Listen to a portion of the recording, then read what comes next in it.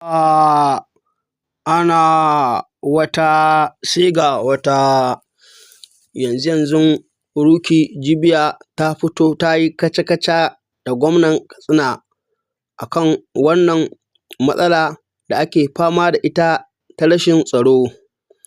Idan ba ku manta ba, cikin satin nan da ya gabata, 'yan bindiga sun kai wani mummunan hari a jihar Katsina,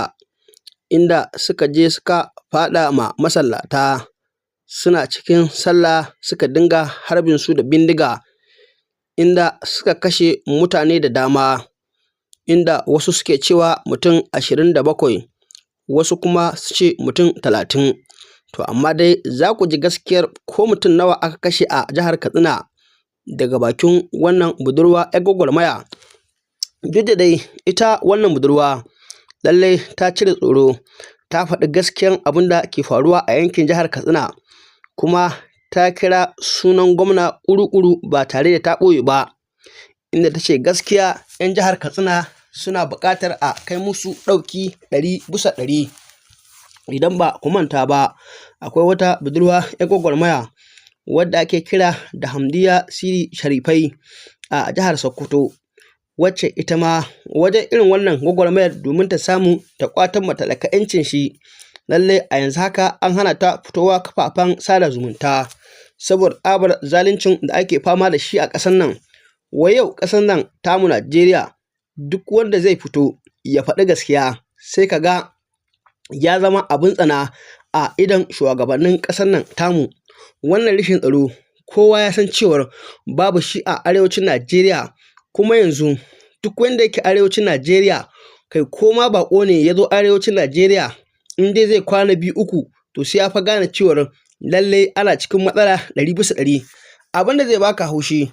gashi shugabanninmu ko da wani lokaci za ka ji suna bayani a gidajen rediyo da gidajen jaridu da gidajen talabijin da kuma kafafen sada zumunta cewar duk irin matsalar da aka ce kuna gani a unguwarku ko a garinku ko a dazuzzukan da suke yankin garinku, to lallai fa ku yi maza ku garzaya ku kai ƙara ofishin 'yan sanda mafi kusa ko kuma ofishin wata hukuma mafi kusa domin a yi bincike a tabbatar da shin menene yake faruwa.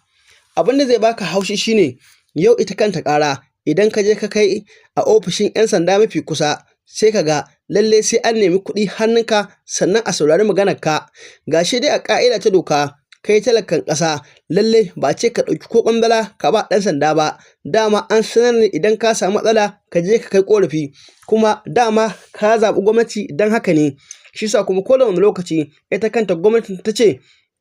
a matsayinka na ɗan ƙasa, idan an yi maka wani abin da ba daidai ba, kar ka sake ka ɗauki doka da hannu, lalle ka je ka shigar da ƙara. To yau shi kanshi za ka ga an kama ɗan uwanka ko ɗanka ko wani ƙaninka ko wani maƙocinka an kashe shi. To idan ka je ka shigar da ƙara, ɗawainiyar abin da za ka biya na lauyoyi da 'yan sanda da alƙalai da kuɗin mota da sauransu, shi kanshi ya ishe ka tashin hankali, wanda sanadiyar haka yakan sa dole sai dai ka haƙura. Sanadiyar haka kuma wasu za su ga ba za su iya ɗaukar wacce ɗawainiyar ba, maimakon haka idan suna da hanyar za su samu makami, to ƙwallon su ɗauki makami su rama wannan ɓarnar da aka yi musu. To shi yasa ko da wani lokaci aikin ɓarnan yake ta ƙara yawa ba baya yake yi ba. Amma ya kamata a ce yanzu shugabanninmu su tsaya kan magana ɗaya, sannan kuma su kansu 'yan sandan ƙasar nan tamu da alƙalai da lauyoyi, to lallai su ma su tsaya kan magana ɗaya kuma su riƙe gaskiya 100%. Idan kana da kuɗi, in ka zo kotu a yi maka shari'a tsakani da Allah, idan ma kai talaka ne baka da komai a yi maka shari'a tsakani da Allah. To amma yanzu ƙasar nan ba haka take ba. Abin da zai baka haushi, idan ka fito ka faɗi gaskiya ga abubuwan da suke faruwa a irin waɗannan wajaje masu aiki a irin wannan guri, sai ka ga an turo 'yan sanda a ce ai ka fito kai musu ƙage, ka ɓata musu suna, kuma ko da an je an yi bincike an tabbatar maganar da ka faɗa gaskiya ne, za ka ga babu wani mataki da ake ɗauka a kai. Tunda yanzu abin da zai baka haushi, mu yanzu mutanen ƙauye inda muke, za ka ga idan za ka tafi cin kasuwa ranar sati, za ka ga 'yan sanda sun zo sun tsare a hanya. Idan kana kan mashin ko mota, sai ka ga suna karɓar kuɗi a hannunka, kuma wannan kuɗin kowa ya san cewar cin hanci ne. idan kuma ka ɗauki wannan kuɗin ka ba su ba a ƙarshe sai a saka ka yi fakin a ɓata maka lokaci kuma ko da wani lokaci idan mutum ya fito a kafafen sada zumunta ya fitar da bidiyo cewar 'yan sandan suna zaluntar al'umma sai ka ji sun fito sun yi musu ai ba duka bane kowa ya zama azalimi to amma azalimai sun fi yawa shi ko dama abin da aka ce azalimi ya fi yawa a cikinsa to jam'u ake mai kawai ba mu ganin wancan karanci kowa yana ciki kawai wanda baya yi in ya so kaga zai fitar da kansa ko ba haka yake ba amma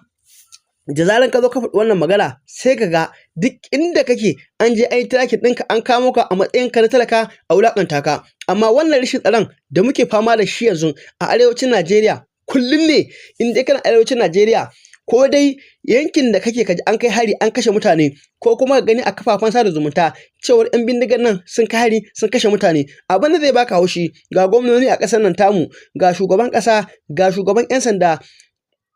ga shugaban sojoji duka akwai ƙasar nan ga shugaban sojojin sama da na ƙasa duk muna da su amma an rasa wanda zai iya ɗaukar mataki ƙoƙara akan wani 'yan bindiga ya kawo ƙarshen su abin da zai baka haushi wai yau ƙasar nan tamu Najeriya kai ka ga ɗan bindiga kamar Bello Turji ya fi talakan ƙasar nan gata saboda yanzu ɗan bindiga Bello Turji kuna fa gani kullum zai kawo mutane kashe tare da shi da yaransa amma wai yau an waye gari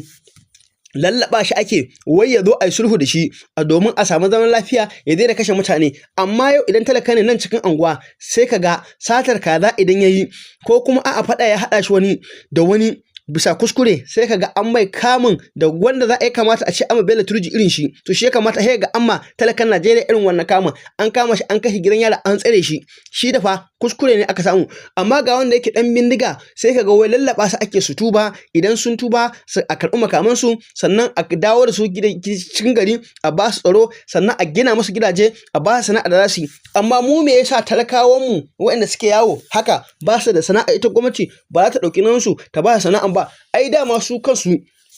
su Bello Turji menene yasa suka bujere suka koma dajin ai rishin sana'a yi ne da kuma zaluncin da su ma aka dinga yi musu a shekarun baya idan an zo an faɗo wannan sai ka ji wawaye sun zo suna jin haushi wasu ce ai babu wani zalunci da aka yi musu akwai zalunci da aka yi musu domin kowa san a shekarun baya kafin a fara wannan harka ta garkuwa da mutane lalle an san Fulani suna noma suna kiwo suna kasuwanci kamar kowane mutum lokacin ba su ɗaukar bindiga amma haka a lokacin aka dinga samun barayin shanu suka dinga bin shanun Fulani suna kwacewa sai da aka waye gari duk inda ka san ke da garken sanuwa da ya kai 1000 ko sama da 1000 yanzu ba za ka taɓa samun shi a ƙasar nan tamu Najeriya ba gaba ɗaya a lokacin nan an kwashe to sai da aka riga aka gama kwashe wannan daga baya ne kuma sai 'yan bindiga su Bello Turji suka zo suka bayyana a Najeriya yanzu kuma suka zo suka addabi mutane ake so a samu a cire su daga wannan harkar bindiga kuma yanzu sun ƙi ruwa domin yanzu wannan matsalar da muke fama da ita yanzu arewacin Najeriya magana wai a ce za a iya kawo ƙarkenta da sulhu da 'yan bindigan nan ba zai taɓa yiwuwa ba domin babu yadda za a yi yanzu ba Bello Turji ba duk mutumin da aka ce yau yana sana'a a rana zai iya samun 20,000 sannan kuma ka ce wai ya bar wannan sana'a saboda ta haramun ce ya dawo ya yi ka sana'a da zai dinga samun 1,000 ta halak kuma ya bari ba wasu Bello Turji ba zai taɓa bari ba tun da ya riga ya fara fa ba zai bata ba sai dai hanya ta tsiya shine ta in an kama shi ya ga ana kashewa to wani zai sa haka ya bari amma wai da sulhu da lalama ba zai taɓa yiwuwa ba domin yanzu irin su ɗan bindiga Bello Turji kai ka san babu yadda za a yadda ya riga ya saba rike miliyan 10 miliyan 20 ka ce wa Bello Turji wai ya bari a yi sulhu da shi in an yi sulhu da shi ko na nufin ya dawo yanzu ya koma kiyo ko ko a'a ya kama kasuwanci ko ko a'a gwamnati za ta dinga biyan shi albashi misali kuke ganin wanda zai ishe shi wanda zai je ba wannan aikin banna kowa ya san wannan maganar ba za ta taɓa yiwuwa ba duk wanda kuka je yana gaya muku cewa wai za a je a yi sulhu da yan bindiga ƙarya ce yaudara ce kuma abu ne wanda ba zai taɓa yiwuwa ba domin abu da ya fi dacewa shine gwamnati ta nuna ƙarfin cewa ita gwamnati ne yadda ake yin tracking kowane ɗan ƙasa idan ya fito a kafafen sada zumunta ya yi magana DSS je su kamo shi a ce sun wuce da shi Abuja to haka ya kamata shi ma a yi tracking ɗin Bello Turji a je a kamo shi a wuce da shi Abuja da duk yaransa da wanda suke kai musu makamai da waɗanda suke goyon bayan su duka a haɗa su a yi maganin su ta wannan hanyar ne kawai ta abu ta'addanci amma idan ba haka aka ba in dai wai magana a ce za a yi sulhu da su ne to ba a taɓa bari ba domin menene yau idan ka ce ka yi sulhu da waɗannan gobe ma wasu za su ce to mu ma bari mu shiga tunda yanzu idan ka zauna lafiya ma ita gwamnati ba za ta kula da kai ba kuma ba za ta maka abin da ya kamata ba mu ba mu tada ƙarar baya idan mun tada ƙarar baya dole gwamnati za ta nemi mu ta ce to a yi sulhu da mu idan an yi sulhu da mu za a ba mu wani abu domin ko a kwanakin baya baya akwai mutum da ya fito a jihar Kano inda ya kyalin cewa shi dan daba ne, kuma 'yan sanda suka kamo shi suka yi bincike sai gane cewa ba dan daba bane ba, amma ya ce dalilin da yasa ya fito ya haka shine a'a dan shi ma gwamnati ta neme shi ta sulhu da shi a dauki wasu kuɗaɗe a bashi kama sana'a, dalilin da yasa ya fito ya faɗa haka kenan. To kaga idan aka ce ana yin wannan sulhu da irin waɗannan gagararin to lallai kullum za su dinga gagara jama'a kuma za su dinga karuwa ne a ƙasar suna yi mana barna. Dan Allah dan Annabi idan yau ne farkon zuwan ka wannan tasha tamu ka danna mana alamar subscribe, ka danna mana alamar ƙararrawa, kai share din bidiyon nan kai like, muna godiya sosai ga cikakkun bidiyoyin da ku kalla. Babban abin da yake bata min rai wai sai a ce wai Katsina wai tsaro yayi sauki, hidimar tsaro ta yi sauki a Katsina, an yi waye jama'a ku ji tsoron Allah, ku ji tsoron Allah. Malam Dukku Umar da idan har abin da kake faɗi na cewa Allah duk sanda zaka yi magana ka ce Allah a bakinka, wallahi idan Allah kake yi wa to ya kamata a ce wa'annan labaran da press releases din nan da kuke fitarwa to ya kamata ka dinga faɗin gaskiya tsakani da Allah na abin da yake faruwa a Katsina. Just like press release din da kuka saki na ranar 19 ga wata kuka ce an kashe mutane 13 masallata. Malam Dukku Umar Radda ranar da naje garin Dan Mantau, mutanen garin Mantau sun ce ba wanda ya zo daga fannin gwamnati. Mun tadda wasu SS ɗinka a wani gari, shi kuma ba garin Mantau bane ba, Karfi nake tunanin sunan garin. Sun je za su yi rabon masara da 5,000. Suka yi maka maraman ina ya tsaya daukan musu abin, ya ce ba wanda aka aiko shi kenan ba. Muka wuce muka yi tafiyan mu. Wai mutumin da zaka je gari kaga an kashe mashi uwa, an kashe mai uba, an kashe mai yaya, an kashe mai mata, an kashe mashi kanne, an kashe mashi yayye, wai kaje zaka bashi tallafin masara da 5,000. Shi ma wallahi cewa suka ba za su iya karasa garin ba, wai yan garin aka kira su zo su karbi tallafi. Wannan wani irin rashin imani ne ma zan ce. Wai yanzu an zo ana cikin wannan abinda mutanen ƙauyen nan suka ce cewa suka yi wallahi abinda suka sani mutumin da aka kashe yafi mutum 40, wanda ma suka gina rami suka rufe su a lokaci ɗaya suka ce ya kai mutum 20 da wani abu, saboda gawar ba ta iya separating wannan ba hannu wannan. Wallahi jikin gini kwakwalwan mutum saboda zafi an banka mashi wuta a silin ya sako dan bindiga ya saka bindiga ya harbe shi. Bala'i ne kala-kala. Kaga gawa karamin yaro har yanzu kasusuwa da tokan da yake garin nan na mutane har yanzu yana nan, kuma su da bakin su suka ce ba wanda ya zo daga gwamnati. Sun ce sun yi kira ba wanda ya zo. To na yi understanding cewa in sun yi kira ba wanda ya zo akwai abin da ya faru. Ai ko mu da zamu je ai mun dauki 'yan sanda saraka mu, so it's not necessary. Na san wannan ko da ake cewa wai issue din federal government ne wane ne shi gwamna bai da iko da 'yan sanda ko waye, kawai yana da access to ko da 'yan community watch din nan ka aika musu za su ji daɗi malam gwamna. Amma ka ban mutanen nan wai sai a aika musu da tallafin masara da 5,000.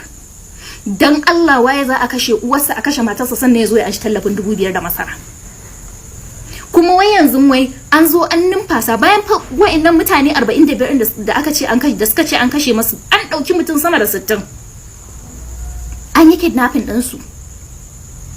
Wallahi shi suke dan Allah ku zo ku fita daga garin nan,